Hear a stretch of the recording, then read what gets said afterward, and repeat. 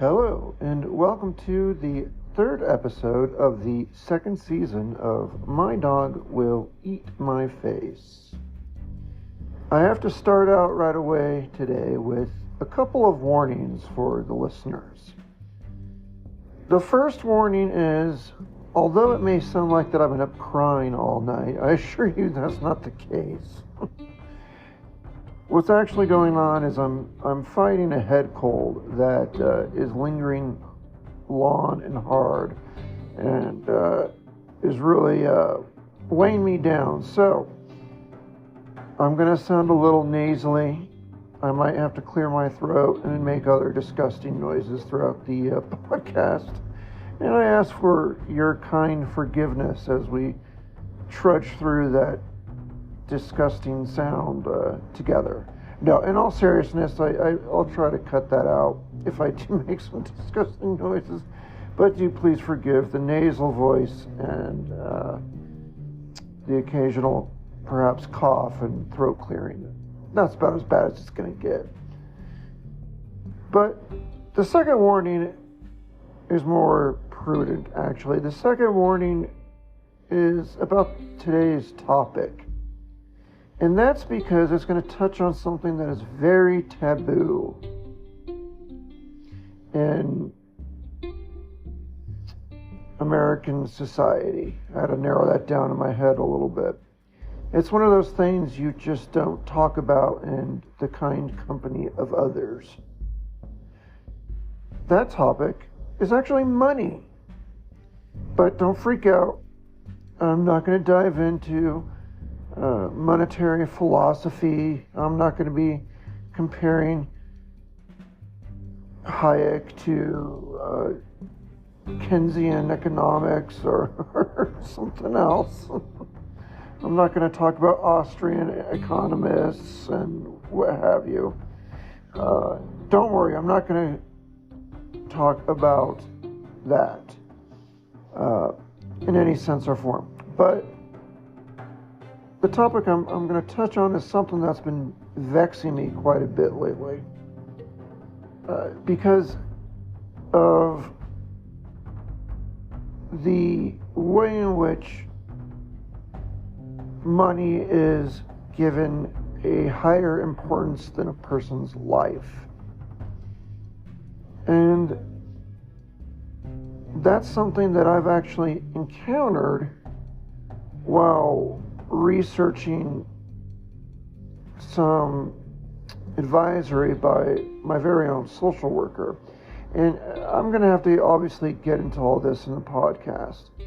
But what I came to discover was that in my particular state, it is very weak in making sure that a company does not value money more than a person's life itself. And I do literally mean life and death situation is indicated here. So it's quite shocking to me, and it's vexed me quite a bit. So I really got to get it off my chest. And what better to do it than on a podcast? Yay. So you're the lucky recipient of my venting with respect to this inverted level of priorities that I encountered in my life. And I'm going to have to start by getting into some detail as to what my very own social worker advised me. And that is what really brought on my research into this topic just on my own time. And what I discovered is actually quite sick, for lack of a better word. And that being said, I want to first talk about my social worker's advice coming up here in the next segment.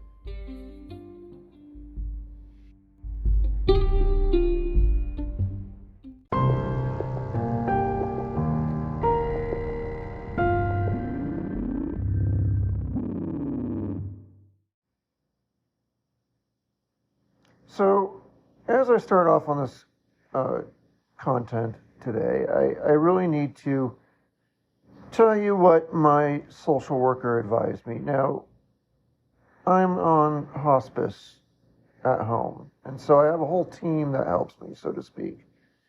And one of them is a social worker who I truly adore. She's a licensed therapist as well, and has given me some of the best therapy sessions of my entire life. Hands down, she is terrific and a very caring, truly self-sacrificing individual for what she does and loves to do for other people. So I'm quite lucky to have her, and I make no qualms about that. And I want to say this because I'm going to pick at some of the advice she gave me, because I'll cut right to it. It was absolutely wrong and incorrect. And I'm not doing this podcast to pick at her in any such way. She's at no fault, per se. I think the fault here actually lands with the state within which I live. That is, with the statutes that regulate the state. So I'll get into that now. As a social worker, she advises on many things. Obviously, she provides me with therapy.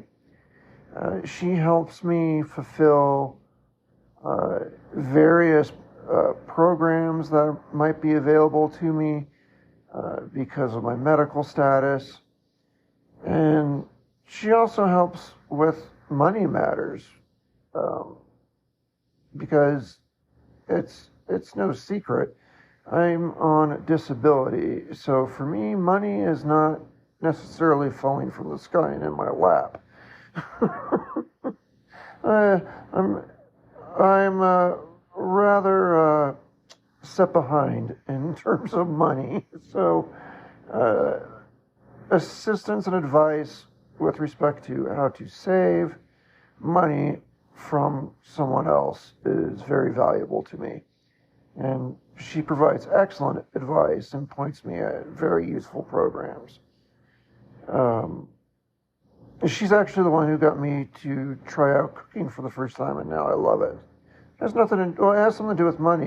It came to be because I was spending too much money on eating out, and so I had to try to cook for myself. And she was the one that recommended a program for me to get started with that, and I did, and now I love cooking. So I cut down on my expenses, and I found a new hobby. So that was her advice. Awesome advice. It came out of money advice, of all things, and through that I actually found a new thing that I love to do. So, it was kind of a double win there. So her advice is 99.9 times out of 10 very sound and useful. But one of the things she told me made me research the actual situation. She said what she tells all her clients is to stop paying altogether their utility bills if they can't afford to pay their utility bills. And the reason why this came up is because I'm on oxygen concentrators at home. And yes, it's concentrators. There's two of these gigantic machines in my home that are churning 24/7, cranking out tons of oxygen into my face. And they absolutely are very expensive for the electricity that they demand. So because of that, my electric bill is just ridiculously high for just a 2-bedroom apartment. So I was talking with her of ways of maybe reducing that to save some money. And she gave me this advice. She said, well, I'll tell you what I tell everyone else. Don't pay your electric bill. Because once we sign the paperwork that you have a medical necessity for electricity, and you do obviously have an oxygen concentrator, that if it's turned off, I die. If you declare that with the state, they can't and won't turn off your power, no matter how much in the arrears you are with the payments. So that was the original advice, and I decided to look into it. And both the company itself and the actual statutes in my home state. Because it almost sounded, frankly, a little too good to be true. If I could just stop paying these electric bills, I'd save hundreds of dollars a month, and that'd be incredible. Yes, my electric bills are huge. They're hundreds of dollars a month. I mean, plural, yeah, for a 2-bedroom apartment because of these stupid oxygen machines. Drives me crazy that I have to pay so much just to stay alive. It's really absurd. So I gleefully researched it, hoping to confirm that this was the case. Yes, I don't have to pay him if I can't pay him, and they can't turn off my power and kill me. So I investigated it first with the company, and then from there I researched what was statutorily required of that company. And I'll share what I found in this research here shortly.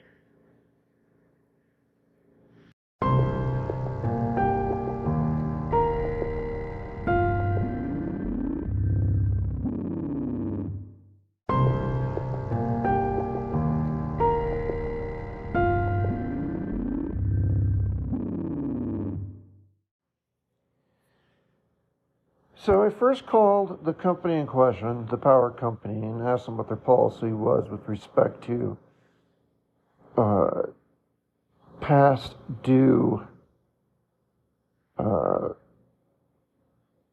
monies due to them by people that have medical necessity for electricity.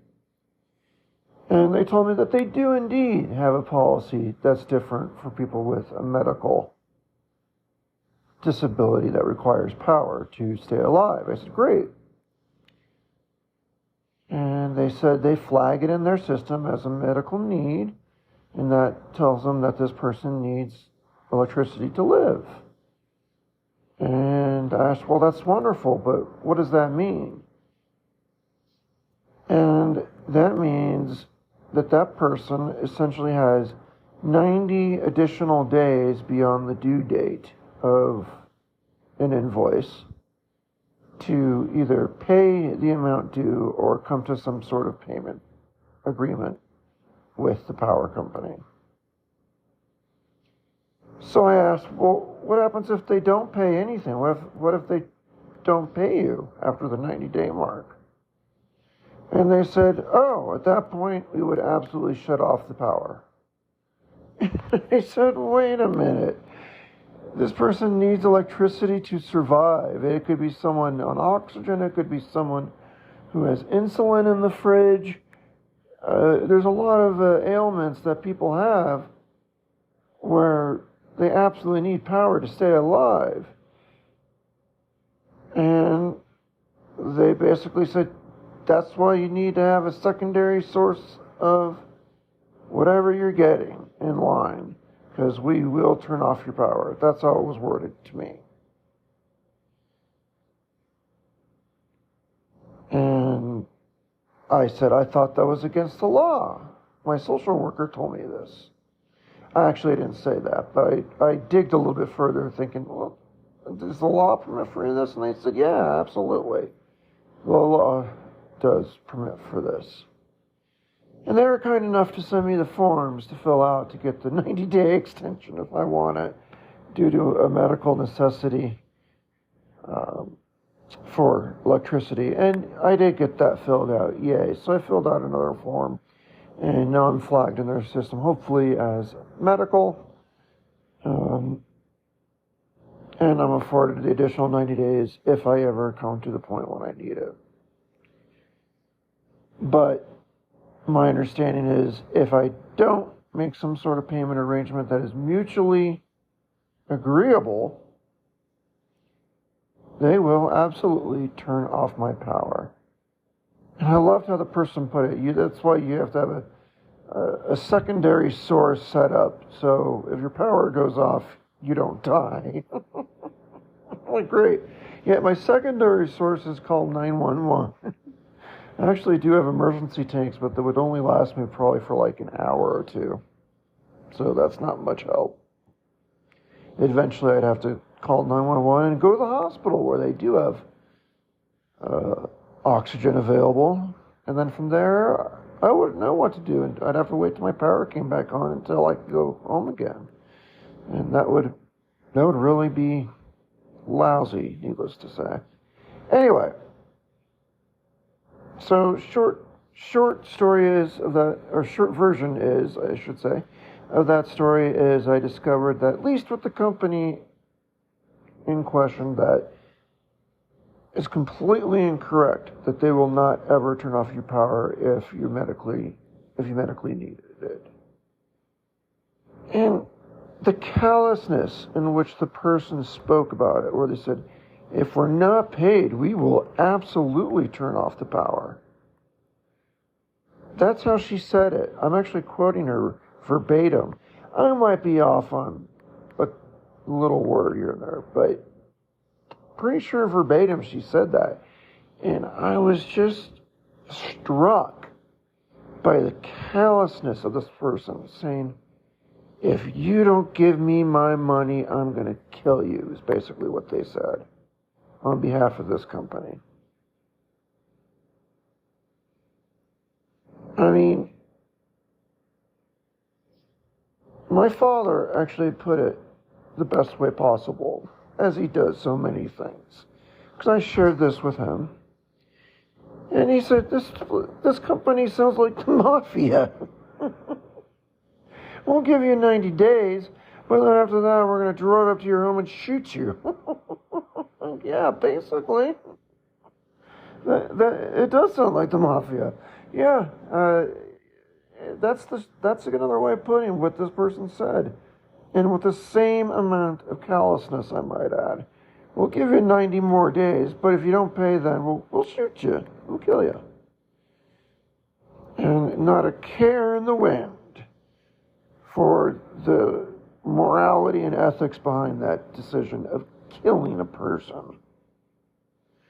I mean, who's responsible for that death if they kill someone? Can the company be charged with involuntary manslaughter? No. What about the technician that just was doing his job and turned off the power? Hey, just doing my job didn't work for the Nazis. Why would it work for a power employee? You know, it brings up a lot of serious ethical issues that they are willing to turn off the power on someone and kill them because they didn't pay their power bill on time. That's just mind-numbing. To me, that is so ethically bereft of scruples that I cannot believe I heard that statement come out of this person's mouth as it did. So,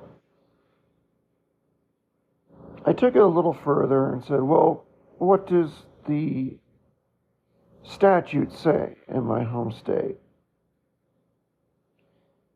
And I found the relevant statute and looked it up and read it.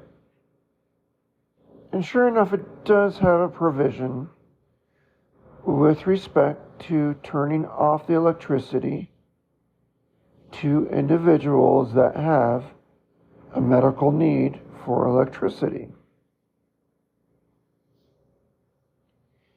But when reading the statute, it says that a company must have a plan. That's the statute's words, quote unquote, plan to manage people with such disabilities. That is, people who rely on electricity to live. There's no requirement that they keep the power on no matter what. There's no statutory regulation stating they cannot turn off the power to someone who requires it medically. It merely requires that the power company has a plan in place for those people. And I'd venture to guess that this 90-day extension that the power company gives only to these people is their quote-unquote plan to accommodate people who are suffering from a disability that's dependent on power and have not paid their electric bill. That's it. So I would venture to guess that the company, even though it is derelict of any morals and cutting off someone's electricity, even they know will kill them, they are technically, legally following the statute. They have a plan. It doesn't say they can't turn off the power. All they need to do is have a plan. So, I think therein lies the problem. I think it's at the statute level in my state. And my social worker isn't completely nuts. She comes from another state where it was absolutely illegal to turn off someone's power if they needed it. But she's a transplant to Colorado, and I just assumed the law would be the same here, but it's not.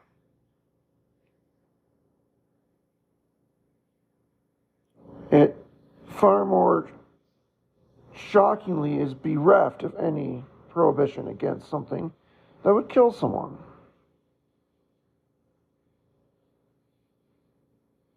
I mean, by order of the statute, you can make murder legal just as long as you have a plan. It's exactly as my dad said. It's basically legalizing the mafia. You can't kill someone whimsically. You just have to have a plan to do it. Oh, okay. Oh, well, then we'll do that, yeah. We are called, organized crime. Of course we have a plan. Kill them, and they get off scot-free because they had a plan. Good for you. You had a plan. It's insane. It really puts human life at a lower value than money. And we're not talking millions of dollars here. We're talking a power bill. We're talking hundreds of dollars, maybe thousands. But in this state, by statute, a human life is worth less than a couple hundred to maybe a couple $1,000s.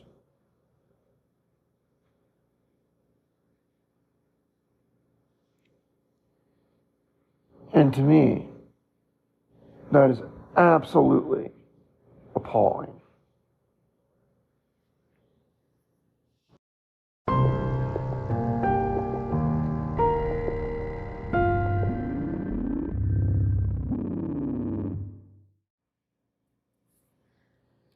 So, where do we go from here? Well, I guess I should say, where do I go from here? I think it's pretty obvious. I better make sure I pay my power bill before anything else. But it's just mind-numbing how thoughtless and how immoral the statute is in my state. Now, I'm sure everyone's wondering, well, what state is this?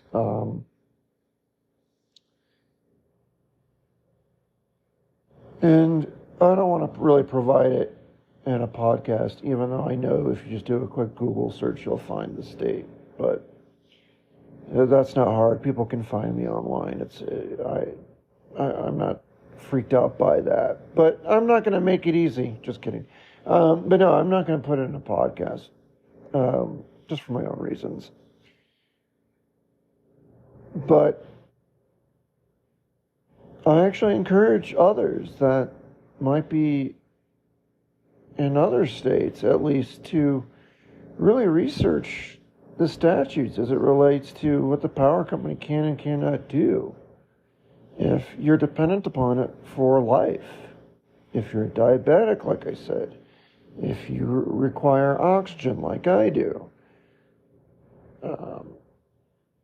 there's a lot of different things out there that a person would need electricity to live.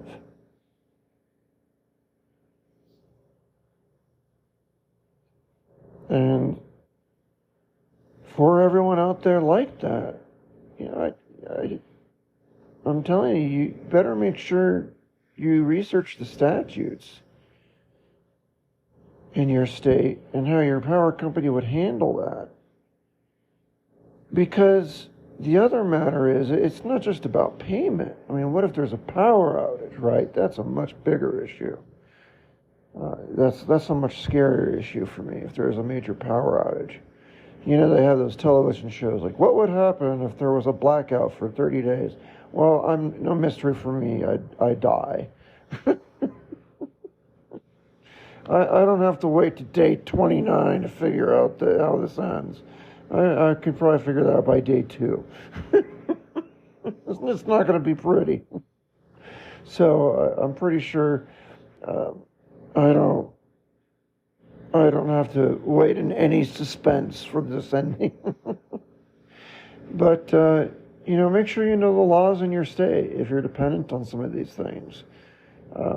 You might say, hey, I always pay my bills. It's not, an issue. And I've always paid my power bill, but I had to research this when my social worker told me this. I was just, really? Was that true? And of course, I told her, you better stop saying that because that ain't true, and here's why.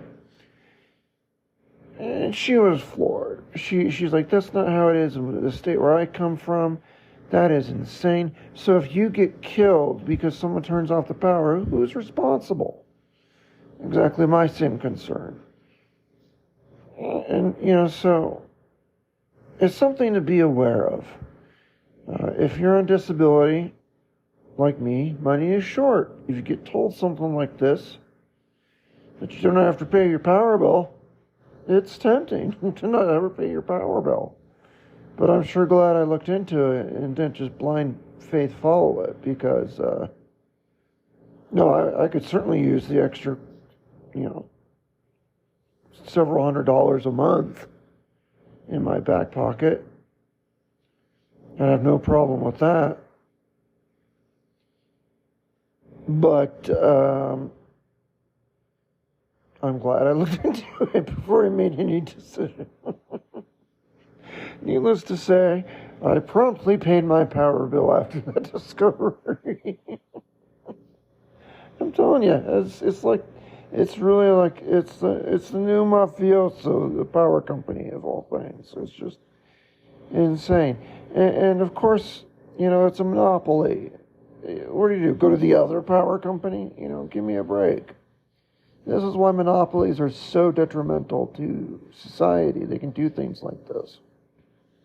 And you have no sway, and you have no power to do anything.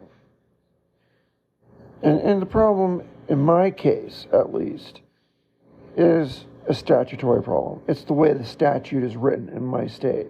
A power company can say, yeah, we are complying with the rule of the law. Probably not the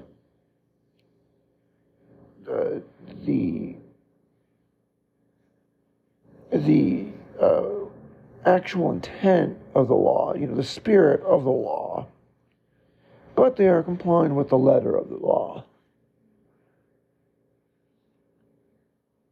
So it would take an act of the state legislature to change this issue in my state. And good luck doing that. Now, I know the governor where I live. I've known him for years, since his college days, actually. And I'm going to probably send him a quick email and say, hey, dude, you got to maybe legislatively push this, because this is pretty sick. This is pretty twisted, that a power company can get away with a rule like this, where they will turn off power and kill people. And they just callously just don't care. The people I talked to were just so callous about it. It was absolutely disheartening. It really weighed on my heart how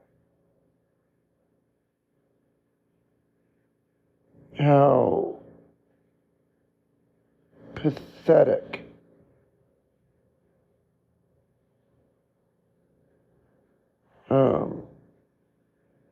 the morals were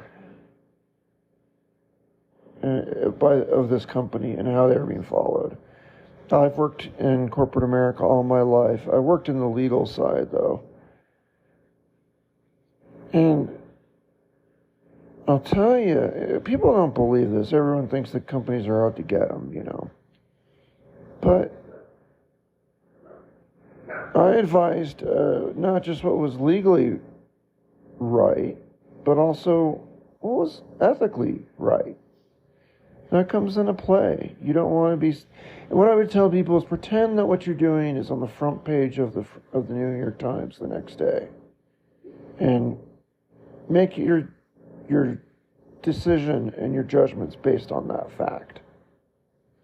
Pretend everything you decide and do will be front page news tomorrow. And that's how you should operate yourself. And that's what I told everyone when I worked on the legal side in corporate America. And I think it's a good rule to live by. As a private person, maybe you don't care what the New York Times says, but pretend all your friends and your family or something important to you will find out about you being unethical, and see how that would make you feel. Maybe you still don't care. I don't know. But, I always told companies that. So, hopefully, this power company, isn't actually turning off people's power just right and left when they depend on it for life. I hope that they're putting a stop on that, because some of the offices say, no, we can't do that because we're killing people. But we're only depending upon their ethical endurance to do that, not on any actual letter of the law.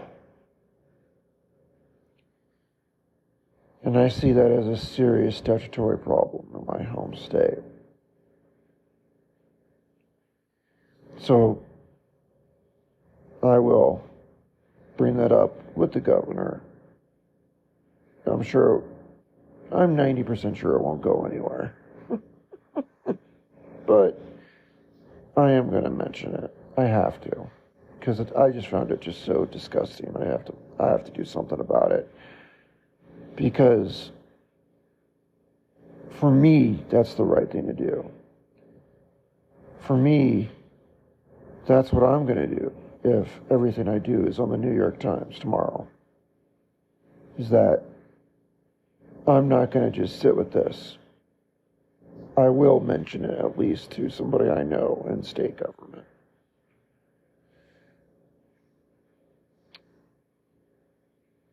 But for now, that's really all I can do.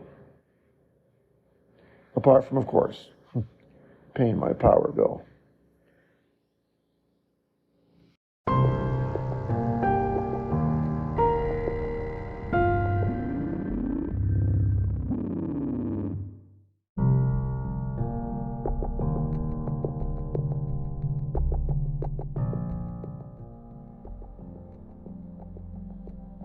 So, with all that being said, I am going to close out this week's podcast for now.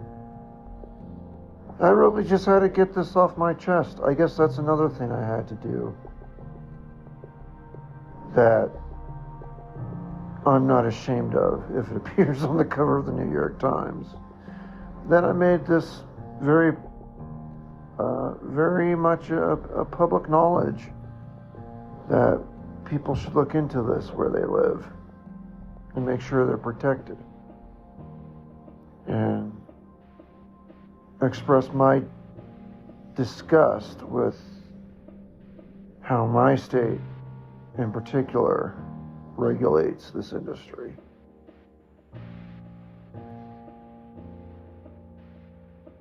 So I'm doing all I can. I'll complain to people that I know in government, and I'll make it very publicly aware as much as I can, I guess, that this is a problem. So I hope I wasn't too offensive for bringing up money, a terrible taboo in today's world. And I thank you, dear listeners, so very much for sticking through with me and listening to this whole basically whining session of me about my power company. Oh, it's terrible. You just listened to 30 minutes of me complaining about the power company. Now, who's the sucker? Oh my God, I'm kidding. I think it is an important topic that people are aware of this issue in our state. And they should look into it in wherever they live. But if we break it all down, I just whined about the power company for an hour. And you listen to it. So I love you. I love you for doing that and being there for me to sound off my concerns and my issues and my complaints. Thank you very much for listening to me. I do mean that, actually, sincerely. I do appreciate your listenership so much. And I have to remind you to follow this podcast and make sure you turn on notifications so you're aware of future podcasts where I don't call you a sucker. It's a joke. You're not a sucker. I'm kidding. Whew. Sorry. In all seriousness, if you do want to support the podcast even further, you can go to patreon.com/mydogwilleatmyface. And most of all, though, I've already said it. I say it every podcast. I am so thankful, actually, for your listenership. I don't take it lightly. I do appreciate you taking a moment of your time and spending it with me as I go through these transitions and issues in my life as it closes out. And I appreciate knowing that there's someone out there listening to what are essentially my last words on this earth. So, I thank you dearly from the bottom of my heart, and I really mean that, for listening to this podcast. So that will do it for this week. Hopefully I'll be in tune shortly hereafter again. But for now, auf Wiedersehen.